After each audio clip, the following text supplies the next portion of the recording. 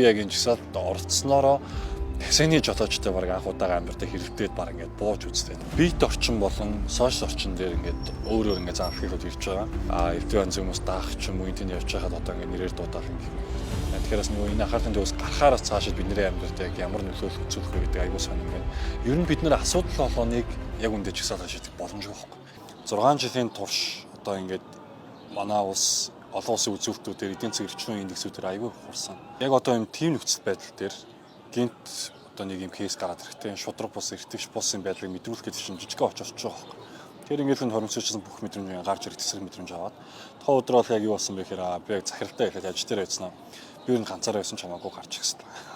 Тэгээ захиралтай хэцүү үдээс хойшоо би ер нь гарнаа гэдэг. Яг манай ажил чинь тийм цагийн хязгаар зэн байхгүй болохоор за тийгээч дээ гэл. Тэгээ байцсан ч яг манай улан сайхан бичиж дараад улмаас чихсуу би чихсмаар байна. Чихсуу гэдэг. Зааз хойлоо нэг.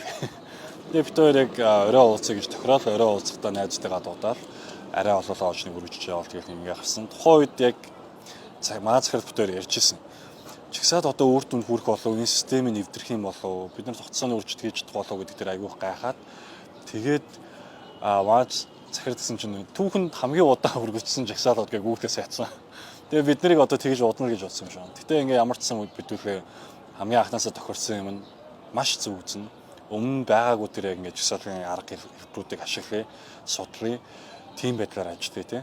Тэгээ хүмүүс таалагдуулах гэж нэлээд сайн хичээ. Үр дүнгээр нь заавал үзнэ гэсэн байр суурьтай. Гэтэ хизээгээд нь бол маш тодорхойгүй байсан. Хамгийн ихний өдрийн жагсаалын нэг 20 хүн ирсэн юм уу? Тэгэл нэг ихэнх таньдаг хүмүүс ирж байгаад тэг яг ингээ бид нэг үндсэн шаардлагуудаа тавиад хэвлэл мэдээллийн байгууллагууд бас нэхэн ирээч гэж гуйсан. Тэгээд мэдээллийн байгууллагуудаас маш одоо уриалгахнаар ирж исэн. Эхний өдөр нэг 20-аас дараагийн өдөр нэг 30-аас байдаг ч юм уу. Тэгээ яг энэ жагсаалын зохион байгуулалт явж байхад нэг хамгийн одоо хүмүүс олоолаа охлоос саад ууж исэн юм юу вэ гэхээр талбай дээр чинь маш их үйл ажиллагаа болд юм байна.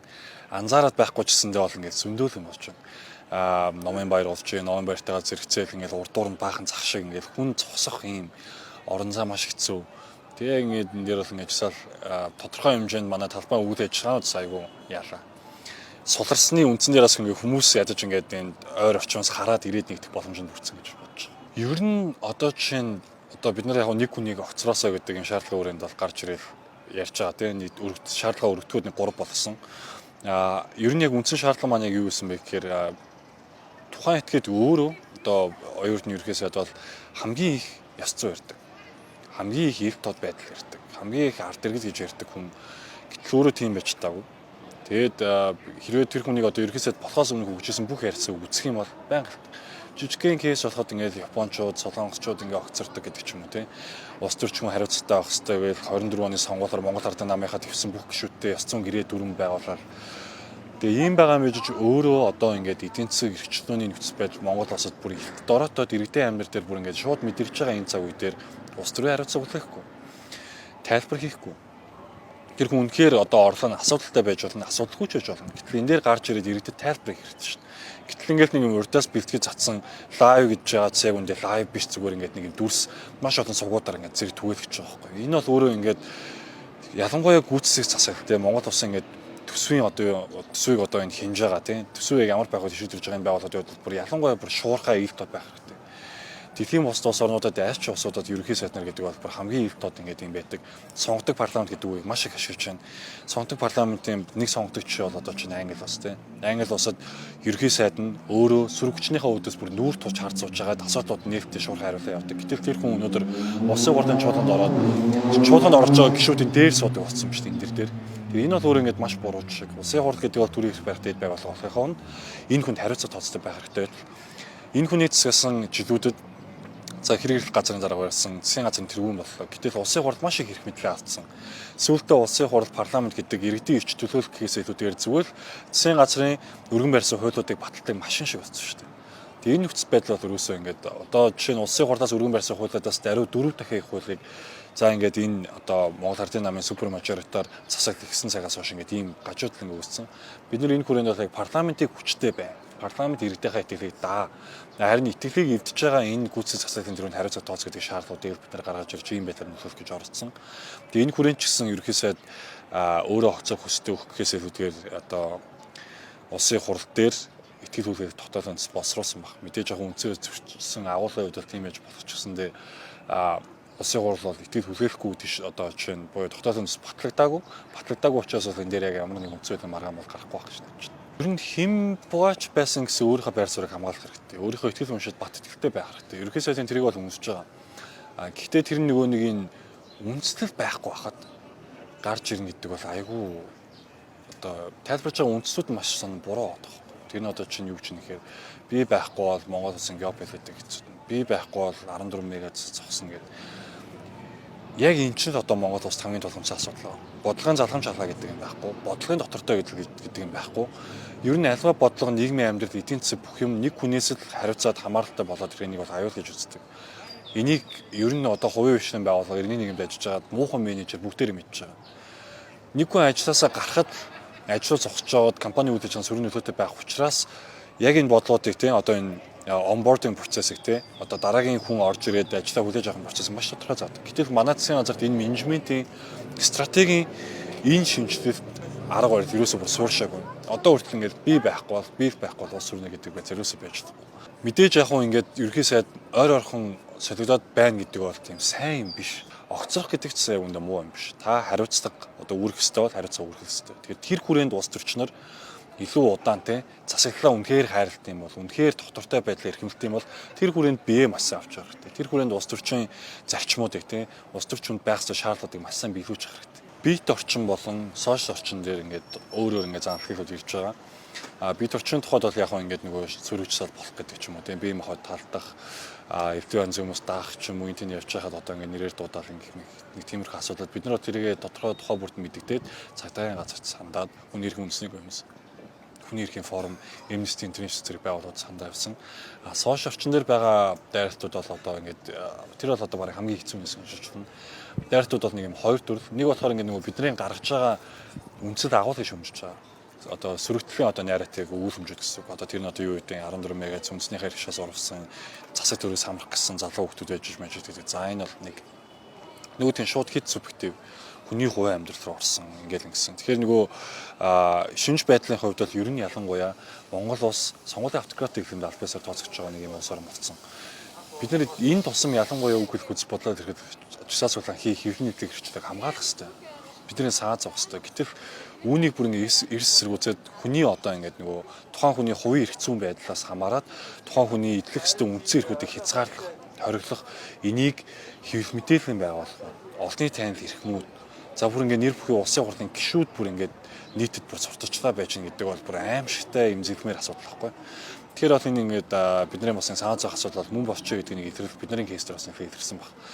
Ялангуяа одоо жишээ нь за улмаагийн хувьд бол тийм ер нь одоо нөгөө өмнө амьдралтанд тохиолдсон уу гашууг ашиглаад тухайн хүний одоо иргэний болон улс төрийн эрхийг эдлэх ялангуяа энэ бол үндсэн хуулиар бацаасан иргэний болон улс төрийн эрхийг олон улсын пактаар бацаасан одоо хүний эрхийн төвөөрөмж тунхаглалаар бацаасан эрхээ эдлэхийг нь хүний амьдралд тохиолдсон уу гашуугаар дамжуулаад хязгаарлаж байгаа юм ордлого.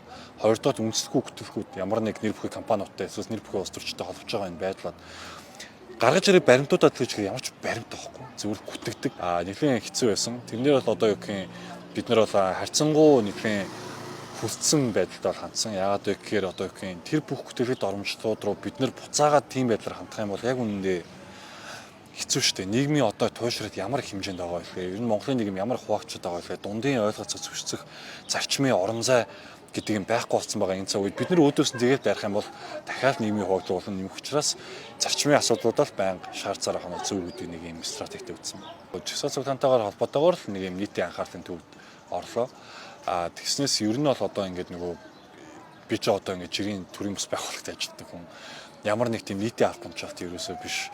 Иргэний эрхээ эдлээ зарчим шаардаад энэ оцрох амархан гэдэг нэг юм хөдөлгөөн ингээд үүсээд ингээд гараад ирсэн байгаа тийм. Энэ дээр бол ингээд манай зохион байгуулалт багийнхан нийт часаад орцсон бүх хүмүүсийн хүчин чармал. Тэгснээс одоо юу гэх юм хүн одоо их зохион байгуулалт багт байгаа хүмүүс рүү чиглэсэн юм дайралтууд бол би төдийлөн ирнэ гэж бодохгүй байна. Тэр нөгөө тийм арцнаал биш.